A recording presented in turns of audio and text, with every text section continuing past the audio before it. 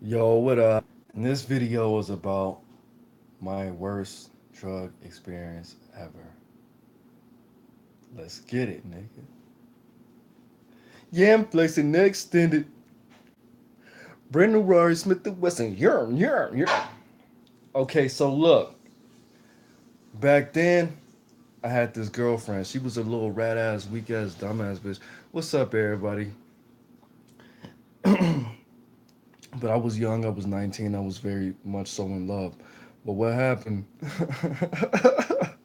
What's up, bro? This what happened.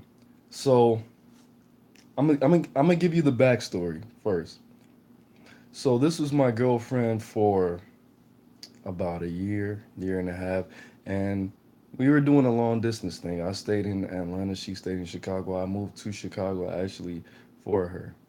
You know, I mean, and there was a lot of money, and it just seemed very beneficial. So, of course, I moved up to Chicago to sell weed and to do everything that I wanted to do. Plus, I had this little chick that was fucking with me at the same time. So, my cousin stayed around the corner from her, and you should probably just not leave it in the hall. And he was in the National Guard, so he was not going to be at the home at this time. So it was me, one of his homies, Reese, and him. So I called her. I told her, "Yo, why don't you come over? We'll hang out. I got a little wine, blah blah blah. Just kick it." So she came through, and I was like, "You should come in the crib." And she was like, "For what?" Mind you, at this time, not only did we never have sex at this point, but I was a virgin. So of course I'm a fucking romantic ass nigga. I'm not as much right now, but especially back then, I was 19, fucking virgin, very green, a drug dealer, bro. What I like to tell a lot of people, what I want people to realize is when criminals don't have the best social skills.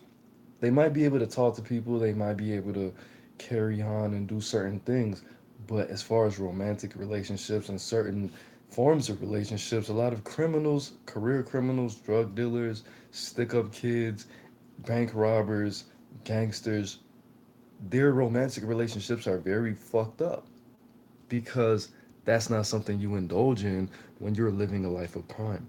So we were standing outside. I'm smoking a blunt, and we were talking. She was like, "Okay, so what's his name's parents? Aren't they gonna get mad that you're smoking a blunt right here?" And I looked at her and I was like, "No, they're out of town. We can finally have sex for the first time." And this bitch looked at me all fucking stupid, and she went back to her house. I didn't call her or nothing like that. But I went in the house and they were like, "Yeah, what happened to your girlfriend?" And I was like, "She said she had to take her cousin back home." So I fake called her. I was like, "Yeah, my cousin said he'll drive your cousin, so you don't have to wait on your mom to take him back home." And then I hung up and I was like, "Yeah, she said they were good, bro." Blah, blah, blah. So I'm cool. I wasn't cool. I was smoking. I didn't drink at this time. I was smoking. And then I woke up the next morning and I was like, "So what the fuck happened?" And she was like, "Well, I just wasn't ready and blah blah blah. You surprised me." And I was like, "Oh, okay. Your pussy was probably just too loose from all those niggas you were fucking." And she was like, "What did you say to me?" And I was like, "Your pussy was probably too loose for all those niggas you were fucking. You probably didn't want me to know you was just fucking a lot." And the weed did pretty much the same thing as far as my mouth. As far as me not, I'm not saying I can't control what the fuck I say when I drink, but when I smoked weed at that time, it's pretty much like how when I drink and I just say shit now. When I smoked weed, I would just say anything to you, anything at all, anything's possible. Imagination. That's pretty much how it was when I smoked weed. So make a long story short, my car was in the south side. No, wait, was it? Right. Yes. My car was in the south side. Now, if you know me, I had my 2000 Caravan Coco. I named her in the south side. So my cousin got back. He drove me to get my car. I got. I called my auntie and I was like, "Yeah, I left all my re-up money at the crib. Can you shoot me some bread?" She sent me like a fucking. I guess she. I told. I think I told her the whole situation. I might have took the train. I don't remember. I'm not gonna lie to you because this was a fucked up ass day. So she shot me like maybe $100. I think it was like 75, $100, and I drove back to the spot where I was staying in the north side of Chicago. So I got up with the homie Dreamer. I was like, Dreamer, nigga, we need to get up on some bitches. You need to call your girlfriend, see if she has any friends that want to come through. I need to fucking I need to fuck or something, bro. I need to be around some females at this point. And he was like, I don't know, bro. You can't. You seem kind of fucking. I was like, bro, I'll buy all the alcohol. I don't even give a fuck. Cause I got back to the crib, and I got my bread and some weed and all this shit. So we met up with a couple people, and of course, there was only there wasn't. I don't even think it was any females, bro. So I'm dealing with this. I've been with this chick. I moved up here with you for you, and she was not a good girlfriend at all, bro. She was not a good girlfriend at all.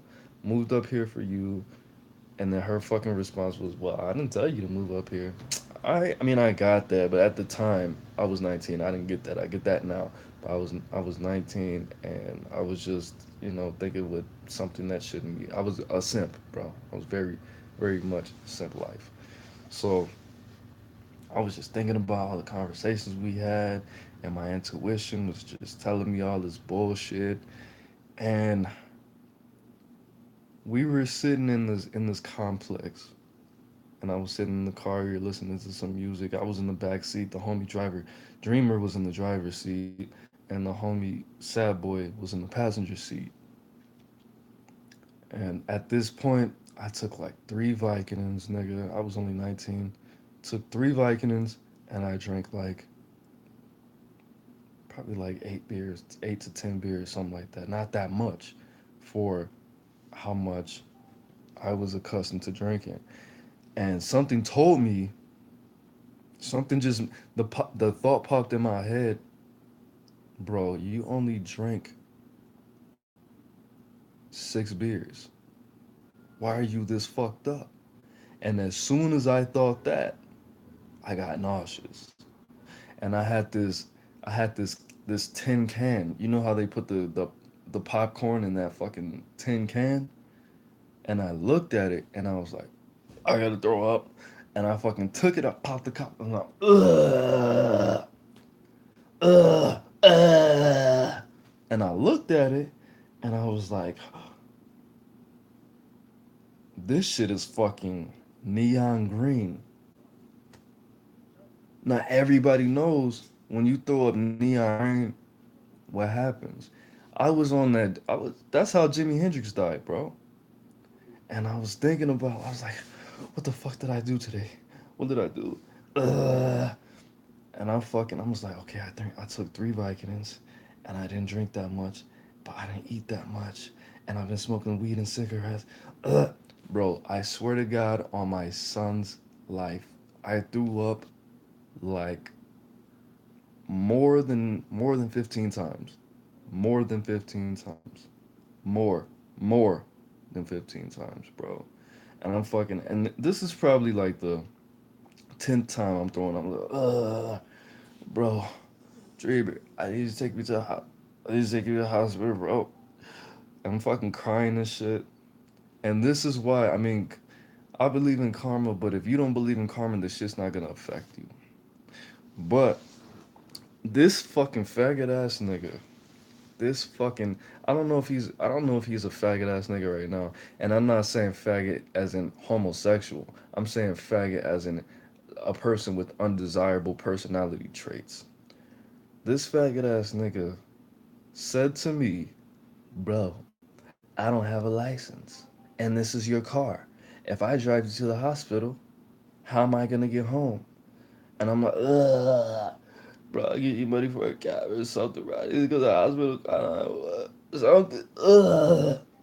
And he was like, nah, bro, you're good. Just sleep it off. And I'm fucking looking on my face. I'm fucking inhaling the vomit. I'm looking. I was like, I'm gonna die. I'm gonna die like Jimi Hendrix. I'm gonna die right now. And I just came to terms with it. And I was like, this bitch ass nigga really just said this shit to me, bro. I was like, bro, just take me to the hospital, please. And this shit wasn't that goddamn far. It wasn't. It wasn't that far. If anything, nigga, just fucking. I'll get in the driver's. I couldn't even. I couldn't even hold my fucking body up, bro. I couldn't even. I can't even explain what I was feeling. It was. It was so fucked up. Couldn't even explain it.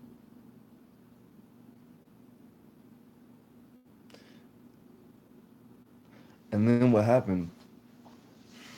I was just probably played a mom like that. Probably tried to play some music. Like, hey, bro, if I'm gonna die, turn the music up a little bit, bro. I'm fucking even just a little bit. It wasn't like an explosion of vomit every time, but the shit is neon green, bro. Neon, like fucking Ivan, not Ivan Ooze. Ivan Ooze was purple. The shit was like fucking the Simpsons toxic waste, bro. The shit was. I should have been dead. 110%. Should have been dead. So I'm sitting back. I was like, I'm gonna die. I'm gonna die. I'm crying and shit. I wasn't crying because I was too dehydrated to die. I mean, to cry. There's tears running down my face. I'm emotional just thinking about this shit. And I was like, I'm gonna die, bro. This bitch ass nigga. I don't even have the energy to tell this nigga. I don't even have the energy to influence this nigga enough that I am going to. And I said this shit. I was like, bro. I literally sounded like, bro. Have you ever heard of Jimi Hendrix? Jimi Hendrix just died the same way I died, bro. This is neon green. And this is a big ass tin can, bro. This tin can is like the size of my ass, like probably like a foot, bigger than a foot, and something like this. You know, you could fit a human head in this tin can, and I filled the shit probably up like that much with vomit. And I was like, bro, I'm throwing them pure stomach acid, bro. You gotta take me. Call 911 or something. And I was like, you know what? I came to terms with it. I was like, I'm gonna die. It's okay. I'm gonna die in the back. And I hope that my death makes these motherfuckers not do drugs anymore. And I hope that they're gonna become doctors or lawyers or something from this. Because that's just what really fucked me up. My cousin died in 2000. 2000, my cousin Crystal Poe. And my mom told me that, sometimes people are born and their message is in their death. And their death is the purpose of their life. And their death is supposed to teach people how to live and to appreciate life. So that was my mentality. That's why I really never, from that day, never really gave a fuck about dying. Because I was thinking, okay, maybe if I die, this nigga's gonna become a doctor. This nigga's gonna become a lawyer or some kind of drug counselor. So maybe my death is supposed to deliver their purpose. Maybe my life is to die. Of course, 19, I had that whole anxiety. Because my cousin Crystal died in a car at 19. So I'm thinking, okay, well, maybe I'm supposed to die, nigga. So I'm okay with it at this point. Saying faggot as I hate homosexuals because I don't. I'm saying he had undesirable personality traits, and that's just the worst thing you can say when you're describing somebody with undesirable personality traits. This faggot ass nigga said, "Bro, just sleep it off. You'll feel." He said, "Just sleep it off. You'll feel better." And I was thinking, bro, don't go to sleep. Don't go to sleep. Okay, let me smoke a square because a square will make my heart beat right now. I fucking lit that square up. I smelled the cigarette and I fucking threw up again. I was like, all right, I'm gonna die. Fuck it. And I flicked that shit in the fucking vomit. Of course, threw up again. I probably threw up like 32 times. No lie. No lie. No lie. I know I threw up more than 20 times. I know that for a fact. But that was probably like one of the last 4 times I threw up. I hit that square, I smelled the square, and I threw up. I put the cigarette out, I threw up. And I threw up 2 more times, then I passed out in the back seat. And this is probably like 12 o'clock. I woke up at like, I want to say 4 or 5 o'clock in the morning. Maybe 6. Maybe 6. I think it was like 6. I probably passed out at like 1 or 2. I woke up at like 6. And I was like, I felt fucked up, but I was alive. My endorphins, my adrenaline. I was like, I'm alive, nigga. I'm looking around, front seat. I'm thinking these bitch ass fucking niggas are passed out with me in the car, sleep. I look in the driver's seat, no dreamer. I looked in the fucking passenger seat, no three stay. And I was like, okay, these bitch ass niggas took off. That's cool. They left me to die. Then I get in my driver's seat and fucking doing all of this and fucking swaying. And I fucking reached in my passenger seat where I put the blunt.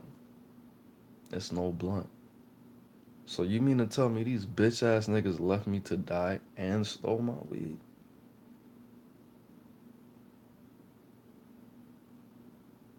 And I probably just drove to I don't remember what happened after that. I think I drove to McDonald's. I drove home and I just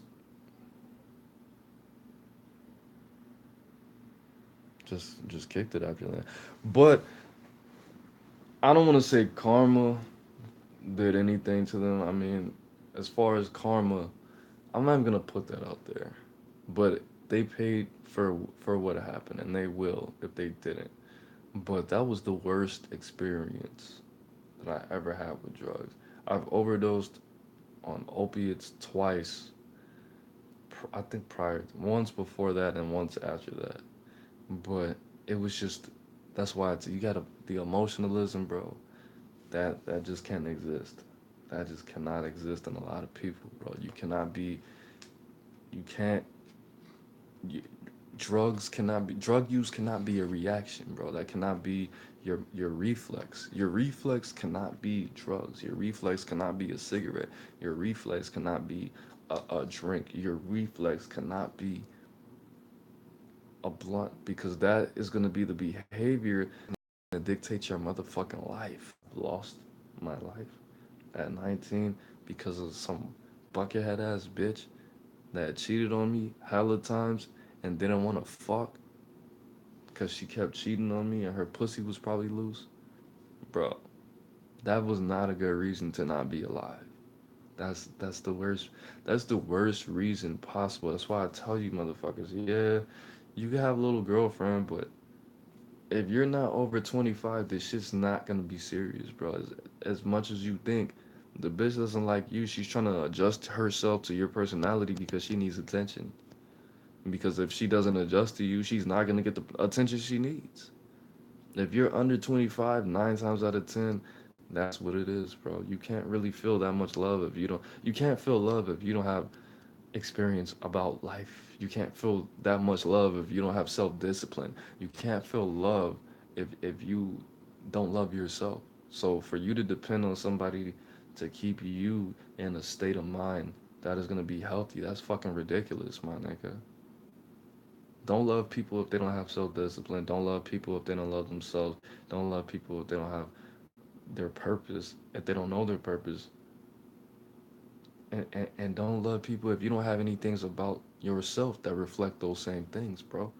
Because at the end of the day, being in love is a state of mind that is unhealthy, that is supported by the economy. It's beautiful. It's a beautiful thing being in love. Yeah, but that the definition of that love, the definition of love is a high amount of admiration that is focused into a person. Being in love is an unhealthy amount of admiration for somebody passed off as something that is normal and natural. I'm not saying that being in love is unnatural or anything like that or stupid or dumb or unreasonable, but the definition of being in love is unhealthy and unhealthy. There has to be some kind of compulsion. There has to be some kind of obsession. There has to be something that is blocking your life force from expanding. And for you to do something like being in love, there has to be some kind of unhealth, illness involved. You have to be upset. I couldn't stop thinking about you all day. I want to be on the phone with you all day. That's unhealthy, my nigga. People calling off work just to spend all day with a person that may or may not feel the same way. That may or may not. I don't really like you like that. I'm just lying to myself because you give me a lot of attention. I'm just lying to myself because you buy me shit. And people don't think like that. Do I really like this motherfucker? Do they just spend hella money on me? Do they just give me a lot of attention? Am I just trying to trick myself into loving this person to overcompensate for the fact that I really hate myself and I really kind of admire you, but I don't want you to kill yourself because if you kill yourself, then I'm not gonna get any more attention. Think about that, bro. Reflect. Awareness. Awareness is key. Awareness is gonna save lives. Self-discipline, awareness, and thinking of the outcome of what the fuck you do. Compassion. I can love you all day. I love all the bangangers. I love all the bangangers. Anybody who's ever liked, subscribed, watched, or even talked shit about me. I love you, motherfuckers. But would I die for your attention to show me that you are consciously aware of my message? That's a whole different ballpark. If you want to be in love, that's beautiful. That's beautiful, my nigga. But unhealth comes at a cost. For you to consciously make the choice to be unhealthy, for you to study philosophy and psychology and sociology and the plethora of knowledge that involves human interaction, and you still make the choice to keep fucking with this drug. If you're in love, you're on heroin, my nigga. I'm not. I mean, it's good. It's bad. Some people's lives are better because they're on heroin. Some people's lives are better because they're alcoholics. Some people's lives are better and they can contribute more to the world. They can leave things more high vibrational because of something that they're doing that's unhealthy. But that shit's not for everybody, bro. I could have lost my life because of a bitch at the end of the day. That's what happened. Because I was so invested in the simpage. Because I was so invested in this uniform. Because I was so invested in this platform. Because I was so invested. And the bitch wasn't bad. She wasn't that sexy. She wasn't. She she she didn't make me feel that motherfucking good, bro. For me to be abusing my fucking health and my melanin and the favors that I have from God left, for me to be doing this, nah, no fucking way, no bueno, not in a million years, bro. If you're gonna do anything, if you're gonna put any substances that's gonna lower your vibration and lower your health, do it out of celebration, bro. If you're gonna drink, you're gonna smoke, you're gonna do Molly, Percocets, what I did. If you're gonna do any drugs, do it out of celebration because that shit's not gonna take you to the destination called the graveyard. If you're gonna do it out of depression, if you're gonna do it out of desperation, you might just motherfucking end up dead. What drug did I do? I smoked a lot of weed. I drank probably I can't I think it was like 8 to 10. I didn't drink more than 10 beers. and I did Vicodin. I did Vicodin and Xanax. I did. I think I did 3 Vicodin and 1 Xanax. But I didn't eat shit that day, and I didn't even realize that. Like if you play this video back, I was cool. I was chilling, bro. I felt good like a motherfucker, bro. I was chilling, bro. Vicodin. That's pretty much like fucking Percocets, bro. I was chilling, drunk, fucking feeling myself. And then a voice in my head just told me, "Why do you think you're so drunk off of 8 beers? You shouldn't be this drunk. Did you eat today? How many Vicodins did you take? And you took a Xanax." And I was like, "What the fuck?" And then instantly I got sick.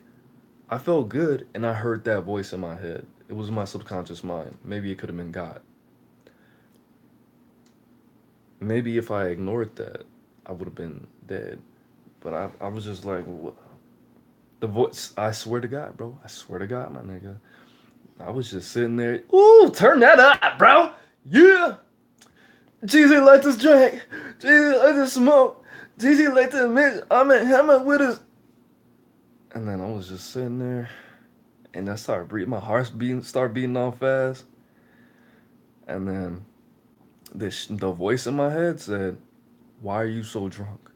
Off of only 6 beers. I think I only drank 6 beers, bro. I shouldn't have been drunk off of only 6 beers." And the voice said, "Why are you so drunk off of 6 beers? How many Vicodins did you take?" And then the number popped in my head, 3. "How many Xanax did you take?" I was like, 1. "And how many blunts did you smoke?" I was like, "I smoked like 5 or 6 blunts." And then I just started throwing up. I felt really good. And then that voice, I couldn't even hear the music. That voice was loud as fuck. Then I started throwing up. It was divine. It was very divine. It was like, if you ever seen Pulp Fiction, it was divine intervention. And I shouldn't even, to keep it real with you, bro, I smoked so many blunts that day. I shouldn't have even been able to throw up that much. But I think it's because I smoked blunts. Because usually when I hit it like a bowl or something like that, I usually don't throw up. But the thing is, see, when I was in school, they're so fucking stupid, bro. They're the people that talk, they were like, "Look, don't don't smoke weed and drink at the same time because weed fucks up your gag reflexes, and if you have alcohol poisoning, you're not going to be able to throw up." Which, if you smoke loud, pro yeah, people throw up just off smoking. People throw up just off hitting the blunt too hard. People throw up off of hitting the bong too hard. People throw up off just hitting the bowl too hard. But they told us don't smoke weed and drink at the same time because the weed fucks up your gag reflexes, so you're not going to be able to throw up if you have alcohol poisoning, and the alcohol is just going to stay in your system and fuck your organs and your brain up, and then your heart's going to stop beating and you're going to just die. You know what I'm saying? But that shit didn't. That I'm not gonna lie though, that shit. It's been a couple times where I was like, I should have threw up, but I passed out instead, and or I was drunk as shit, and I was like, okay, I need to mellow the fuck out, and I smoked, and I threw up after I smoked weed. So I mean, but there has been times where I was like, if I would have just threw up, I would have felt better, and I wouldn't have been waking up with a hangover if I would have been able to throw up.